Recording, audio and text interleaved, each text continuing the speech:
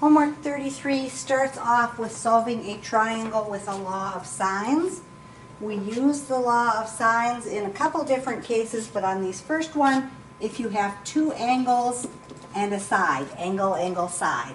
The law of sines says if you take the sine of angle A over side A, it's equal to the sine of angle B over side B, which is equal to the sine of angle C over side C. And so in this case it says consider the triangle ABC like the one below. Suppose that angle B is 25 degrees, angle C is 106 degrees, and side A is 7. So first thing we're going to do is figure out what the measure of angle A is. Hopefully you know that all three angles in your triangle add up to 180 degrees. So if we take 180 degrees, we subtract off our other two angles, 25 and 106. We're going to come up with how many degrees angle A is. So 180 minus 25 minus 106 gives me 49. So angle A is 49 degrees. And so that's going to be one of the things that you are going to enter in as part of your answer is what's the measure of angle A? 49 degrees. Now we can use the law of sines in order to find our other two sides. We have angle A and side A. So we can say the sine of 49 over 7 equals, and then I'm going to do B, so the sine of 25 over side B. We're going to solve this by cross multiplying, so doing it the long way, I would have B sine of 49 equals 7 sine of 25. I end up dividing by the sine of 49. So this is my calculation right here. These are in degrees, so make sure your calculator is in degree mode. We were in radians the other day, so make sure you just switch it back to degrees. Mode, mode. And then you have the degree radians and gradients, so we want mode 1, which is degrees. You should see the little D up on your calculator to make sure you're in degrees. So I'm going to calculate what is 7 sine of 25 divided by the sine of 49. 7 sine of 25 divided by the sine of 49 gives me 3.9198, so forth and so on. I want to round my answers to the nearest tenth, and so 3.9 would be my answer for side B.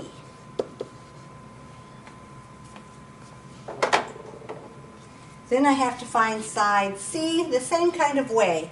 I want to use the one that I didn't do any rounding on, so I'm still going to use the sine of 49 over 7.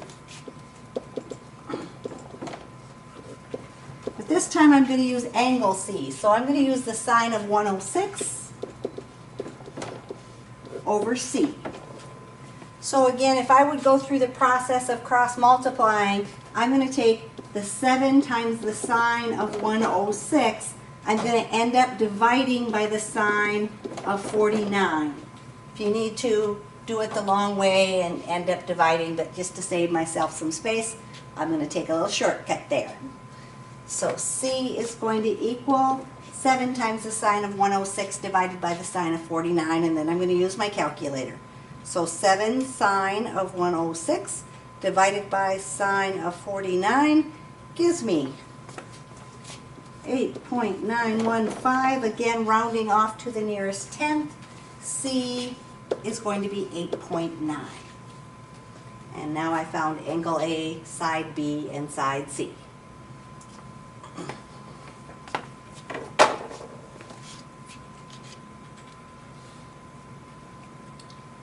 Number 2 then, if I look at my triangle, suppose that angle A is 115 degrees, angle C is 37 degrees, and side A is 11. Again, we're going to find B by taking 180 minus our 115 minus our 37. 180 minus 115 minus 37 gives us 28. So angle B is going to be 28 degrees. So looking at our law of sines then, we want an angle that has opposite my side measure. Again, this happens to be A because I have angle A and side A both. And so I'm going to use that one. So I'm going to say the sine of angle A, which is 115, over side A, which is 11, equals the sine of 28 in order to find side B.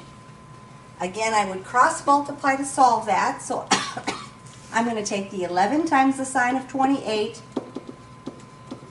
I'm going to end up dividing by the sine of 115, and that's going to give me my answer for B. So 11 sine of 28 divided by the sine of 115 gives me 5.698. I am rounding to the nearest tenth, so 5.7 is what's going to be the side length for B.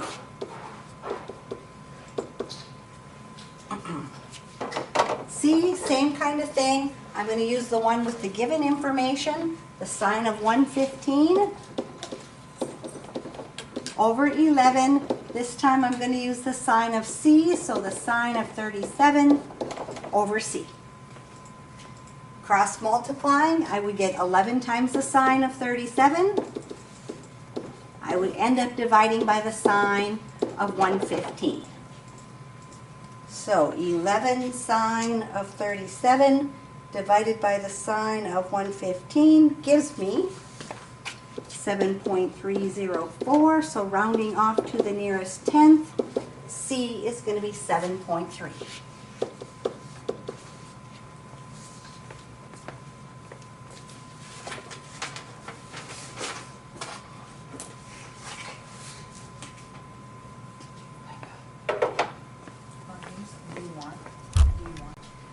Number 3, again, we're using the law of sines.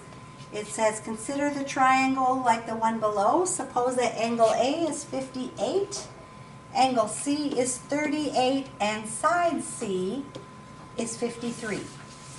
So again, to find angle B, we're just going to take 180 and subtract the 58 and the 38 that we already know. So 180 minus 58 minus 38 gives me 84. So we know that B is 84 degrees. Now on this one, notice that we have angle C and side C. So that's going to be our starting ratio that we want to use. The sine of 38 over 53 is going to equal the sine of, and I'll just do A, so 58 over A.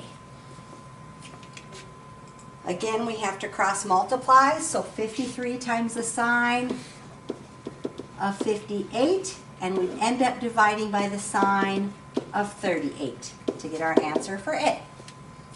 So 53 sine of 58 divided by the sine of 38 gives me 73.005, rounding to the nearest tenth then. A is going to be 73.0. They will have you show it to the 10th spot, and so we do want to put the 0.0 just to specify that, yep, we knew it was supposed to be a 0.0. Then we're going to do B, so we would still use the 38 sine of 38 over 53. That is going to equal the sine of B, which is 84 over B. My 84 doesn't want to show up there because it says page 2. So, cross multiplying, we're going to have 53 times the sine of 84, and then we're going to end up dividing it by the sine of 38. So 53 sine of 84 divided by the sine of 38 gives me 85.614, so 85.6 would be my answer for how long is side B.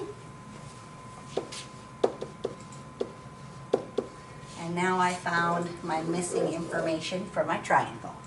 So law of sines, the sine of the angle over the opposite side equals the sine of my angle over the opposite side equals the sine of my angle over the opposite side.